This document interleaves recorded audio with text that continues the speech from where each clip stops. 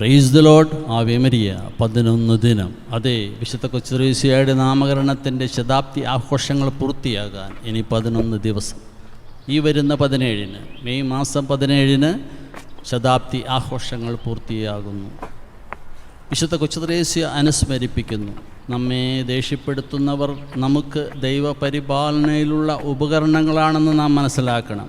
ശാന്തത കൈവിട്ടു പോകാവുന്ന സാഹചര്യങ്ങളിൽ വിശ്വാസത്തിൻ്റെയും സ്നേഹത്തിൻ്റെയും പ്രകടനങ്ങൾ ആവർത്തിച്ച് നാം ശാന്തരായിരിക്കണം.